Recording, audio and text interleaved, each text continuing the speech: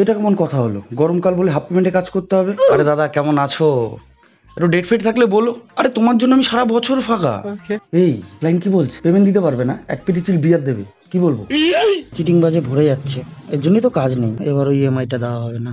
গরমকালে এত ডিপ্রেস লাগে কেন? কি বলছেন? আপনাদের বাজেটটা একটু কম আছে? না আমাদের তো সব ডেট বুক হয়ে গেছে সিজনের, আমরা না সময় দিতে পারবো না। হ্যাঁ না দাদা, এই ডেটটা তো আমি ফাঁকা নেই। আরে জানোই তো আমি তো পুরো সিজনই বুক থাকি। হ্যাঁ হ্যাঁ, কি বলছিস? আরে না না, এই মাসটা আমি একদম সময় দিতে পারবো না। আসলে কি বলতো, আমার তো একটা গোয়াতে প্রি ওয়েডিং রয়েছে, সেইটাতেই ব্যস্ত থাকবো আমি। হ্যাঁ জানিসই তো, আমি তো সিজনে একদমই ফাঁকা থাকি না।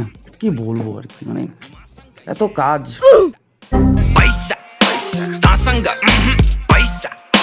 না না দাদা, আমি আমার এলাকায় বুকিং নিতে পারবো না, আমি আমার এলাকায় কাজ করি না। না না, আমি একদম ট্রেনে ট্রাভেল করতে পারি না, আমি আমার বাইকটা নিয়েই যাব। তোমাকে তেলের টাকাটা দিয়ে দিতে হবে। দেখো, আমাকে যদি তুমি 5K দাও তাহলে কিন্তু আমি একটাই লেন্স নিয়ে যাবো, আর যদি 6K দাও তাহলে কিন্তু আমি বাকি 4টে লেন্সও নিয়ে যাবো। না না, ওইসব রিচুয়ালস আমি তুলি না, আমি শুধু ক্যান্ডিড ছবি তুলি আর কাপল ছবি তুলি। ওহো, আমাকে তো দাদাটা ডেটটা আগেই দিয়ে ফেলেছে। ও, তুমি পার ডে 6K দিচ্ছ? না না, আসলে দাদা তো আমাকে অ্যাডভান্স করেনি, তো তুমি অ্যাডভান্সটা করে দাও, তোমার ডেটটা নিয়ে নিচ্ছি। না না দাদা, আমি এলাকার বাইরে কাজ করি না, শুধু নিজের এলাকাতেই কাজ করি। না না, একটা ডেট দুটো ডেট ওরকম বুকিং নিই না, 3টে দিনই বুকিং দিতে হবে, তাহলেই শুধু বুকিং নেবো। কি? না না, সব ফোটা ফোটা আমি বইতে পারবো না, তুমি একটা অ্যাসিস্ট্যান্ট রেখে নাও। হ্যাঁ তো কি হয়েছে, পিক ডেটে 3জনের বুকিং নিয়েছি তো, আমি তো কারো কাছেই যাচ্ছি না। আরে কিছু হবে না, 3জনকেই একটু পটল তোলার বাহানাটা দিয়ে দেবো।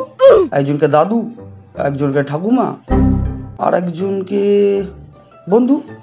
ও না না, আমি কারো কাছেই যাচ্ছি না, আসলে আমার এক্সের বিয়ে আছে তো আমায় সেখানে যেতে হবে। ব্রো, আমি কন্টেন্ট ক্রিয়েটর হতে চাই, কিন্তু কি কন্টেন্ট বানাবো যেটা ভাইরাল হবে? দেখো, কন্টেন্ট বানানোর জন্য ক্রিয়েটিভ ভাবনা চিন্তা করতে হবে। ভিডিও বানানোর আগে গালটাকে টিপে লাল করে নিতে হবে। সে তো বুঝলাম, কিন্তু কন্টেন্টটা কি বানাবো? দেখো, এক্ষেত্রে তোমায় একটু নতুনত্ব ভাবতে হবে।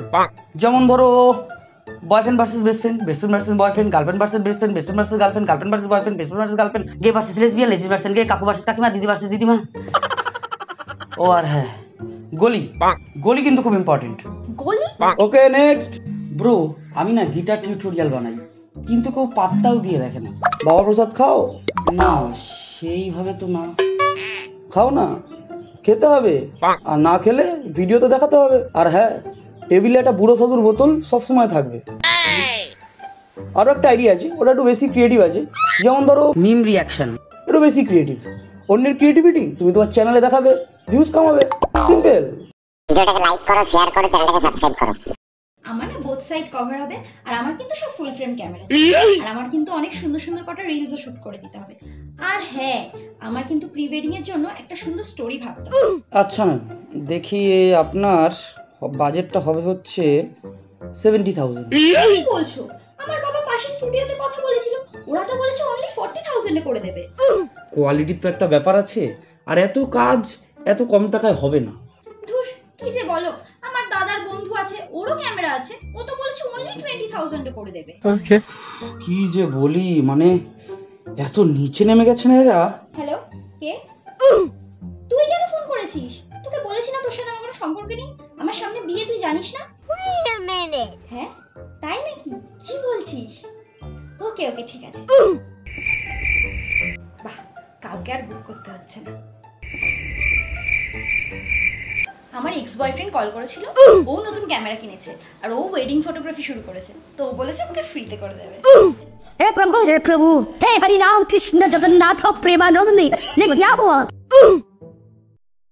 আচ্ছা, তোর আইফোনের খুব দরকার, তোর কেটিএমও খুব ভালো লাগে, পড়াশোনা ছেড়ে দিয়েছিস, বেশ করেছিস। দেখ, বেশি কিছু করতে হবে না, বাবাকে গিয়ে বলবি যে দেখো বাবা, ক্যামেরা না কিনে দিলে আমি কিন্তু টিকটকার হয়ে যাবো। ব্যাস, ক্যামেরা কিনে নে, 6 মাসে আইফোন, তোর পদের তলায় তোর কেটিএম, সব হবে। ঘুষ দিয়েও চাকরি থাকলো না, তার থেকে ভালো হতো ঘুষের টাকাটা দিয়ে ক্যামেরা কিনে নিতেন, আর বিয়ে বাড়িতে ছবি তুলতেন। আর বিয়ে বাড়িতে ডিম ভাতের থেকেও ভালো খাবার পাওয়া যায়।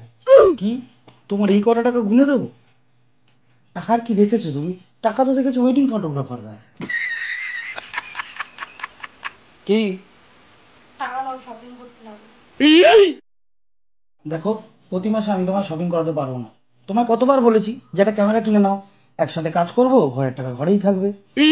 ও আচ্ছা, তো নাইট ডিউটি চলছে? আরে রাত জাগার কি বুঝিস তুই? রাত তো জাগে ওয়েডিং ফটোগ্রাফাররা। বলছি দাদা, ক্লায়েন্টের বাড়ির লোকেশনটা তো হাওড়ার থেকেও 1 ঘন্টা ভিতরে দেখাচ্ছে। সকাল 6টায় যদি কল টাইম হয় তাহলে কি করে যাব? দাদা 2 বছর ধরে তোমার সাথে কাজ করছি, এবার তো কটা ছবি ছাড়তে দাও, না হলে লোকজন আমার কাছে দেখবে কি করে? এক্সকিউজ মি, আমার নাম লাল জামান। কি ব্যাপার দাদা, তুমি যে বললে 6টায় কল টাইম, বাড়ির সবাই তো এখনো ঘুমোচ্ছে। দাদা সিজন তো শেষ হয়ে গেল, পেমেন্টটা যদি একটু ক্লিয়ার করে দিতে। কি এখন হাফ টাকাই দিতে পারবে? ঠিক আছে, আসলে না খেয়ে মরার থেকে কিছু খেয়ে বেঁচে থাকা তো ভালো। হ্যাঁ, খাবার শেষ হয়ে গেছে? না না, কোনো ব্যাপার না, বিয়ে বাড়িতে তো এরকম হতেই পারে।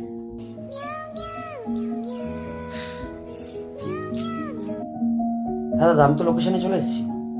কি সিনেমাটোগ্রাফারের আসতে লেট হবে, তাই আমাকেই ছবি ভিডিও মারতে হবে?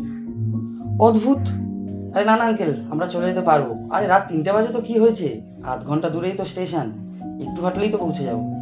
ভিডিওটাকে লাইক করো, কমেন্ট করো, চ্যানেলটাকে সাবস্ক্রাইব করো। আজকে না বিশাল খাটনি হয়ে গেছে বুঝলি তো। এখন আমি কম্পিউটারটা খুলবো, ইউটিউবে ভালো ভালো কটা ভিডিও দেখবো। নমস্কার হাবাসি মানুষেরা, চলে এসছি আবারও বৌদি রোস্ট নিয়ে। হ্যালো গাইস, আমি হচ্ছি বাংলার বেস্ট ফুড ব্লগার।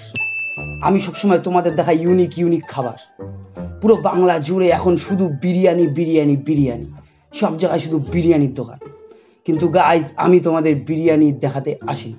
আজকে আমি তোমাদের দেখাবো নতুন একটা খাবার, যেই খাবারটা এতটাই ইউনিক যে তোমরা ধারণাই করতে পারবে না। সেটা হচ্ছে গাইস বিরিয়ানির স্যুপ। হ্যালো গাইস, আমরা হচ্ছি ন্যাকামো কাপেল। আমাদের কেউ পাত্তা দেয় না, কোনো কাজ বাজ করি না তো, তাই এখানে ফাজলাম করতে আসি। তোমরা বলদগুলান পাত্তা দাও। আমাদের দেখো, আমাদের খুব ভালো লাগে। খুব ভালো লাগে। আজকে আমি তোমাদের শেখাবো কিভাবে খেলতে হয় জুয়া, কিভাবে নিজের সব টাকাকে শেষ করে নিজেদের ভিখারি করতে হয়, আমি শেখাবো তোমাদের। হ্যালো গাইস, আমি হচ্ছি কন্ট্রোভার্সি কিং। আমাকে কেউ পাত্তা না দিলে আমি কিন্তু ভাই কাটি করে দেবো, ঠিক আছে? আমি তো অভদ্র, ওরা কেন ভদ্র? চলবে না, চলবে না, ঝামেলা করে দেবো। ফ্যামিলি তুলে গালাগালি হবে, ফ্যামিলি তুলে গালাগালি হবে। এরা কারা, কোথা থেকে আসে এরা? শালা। ভিডিওটাতে লাইক করো, কমেন্ট করো, চ্যানেলটাকে সাবস্ক্রাইব করো।